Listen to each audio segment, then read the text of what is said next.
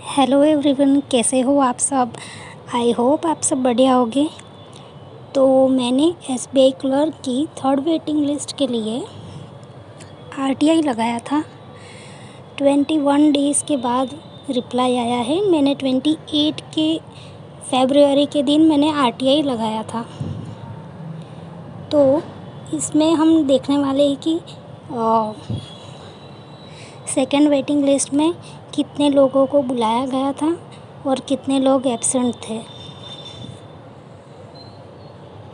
तो यहाँ पे ओबीसी कैटेगरी के अंदर 32 कैंडिडेट को बुलाया गया था। जनरल में 43 कैंडिडेट को बुलाया गया था। ऐसे ही टोटल 86 लोगों को वेटिंग लिस्ट 2 में बुलाया गया था। उसमें से अगर एब्सेंट लोगों को देखें तो ओबीसी में 10 लोग एब्सेंट रहे थे और जनरल कैटेगरी में 8 एब्सेंट रहे थे।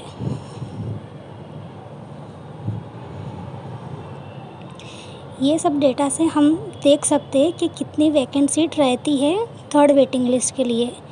तो एलपीटी में कोई भी फेल नहीं हुआ था, जनरल में 1 हुआ था।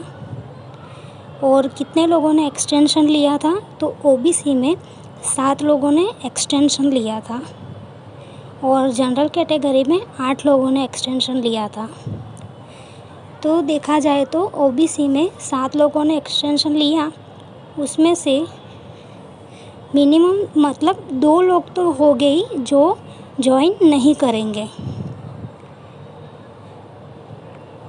ठीक है। और कितने लोगों ने रिज़ाइन किया था, तो ओबीसी के 9 लोगों ने रिज़ाइन कर दिया था, जनरल में 11 लोगों ने रिज़ाइन कर दिया था।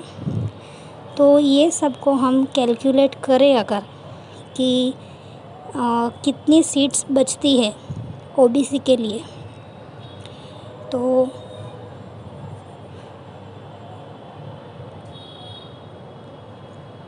कैलकुलेट करते हैं हम ऊपर के 10 जो एब्सेंट रहे थे, 2 हम एक्सटेंशन वाले को रखते हैं और 9 लोग जो रिज़ाइन कर दिए थे। तो 21 मिनिमम वैकेंट सीट बनती है ओबीसी कैटेगरी के लिए।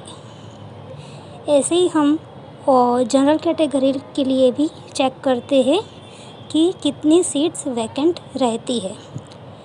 तो जनरल की कैटेगरी में 8 लोग एब्सेंट रहे थे, उसमें से एक कैंडिडेट एलपीटी में फ़ेल हो गया था, तो उसको भी हम यहाँ पे काउंट कर रहे हैं।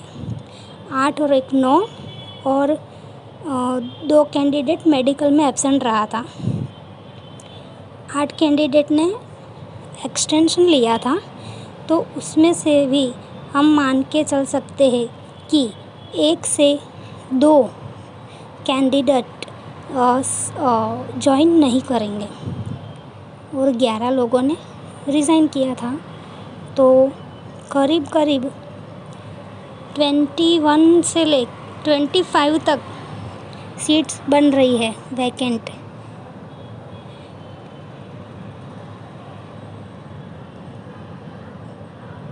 अब ये तो हम नहीं कह सकते कि ये डेटा पूरा फिक्स नहीं है, मतलब ये मैं अप्रॉक्सीमेट मेरे हिसाब से मैं अप्रॉक्सीमेट कर रही हूँ कि कितनी वैकेंट सीट हो सकती है। तो जनरल की कैटेगरी के लिए मिनिमम 22 और मैक्सिमम 30 से 35 सीट्स तो बन रही है, ठीक है।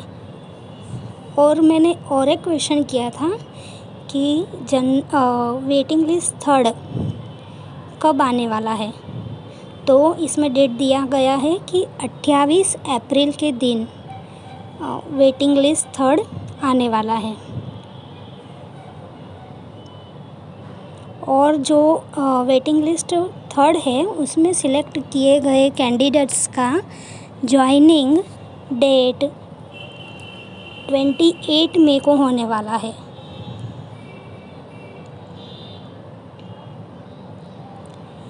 ये डेट मुझे कैसे मिला, तो ये डेट मुझे ऑफिशियली मीटिंग में बात हुई थी, तो वहाँ से पता चली है। तो ये रहा ओवरऑल वीडियो, गुजरात रीजन के बारे में था। अगर आपको ये वीडियो थोड़ा भी इन्फॉर्मेटिव लगा हो तो मेरे चैनल को सब्सक्राइब करना। इस पूरे डेटा के हिसाब से हम सपोज़ कर सकते हैं कि ओबीसी की कैटेगरी में कितना कट ऑफ डाउन जाएगा और जनरल की कैटेगरी में कितना जा सकता है। तो ओबीसी के लिए जैसे कि मिनिमम 21 बनी थी वैकेंट सीट, उस हिसाब से 0.25 तो डाउन जाएगा ही। और जनरल की कैटेगरी के लिए 0.5 से लेके 0.75 लोग कैंडिडेट वालों का अच्छा चांस है। तो बने रहिएगा।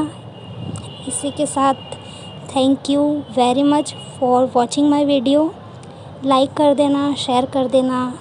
Thank you.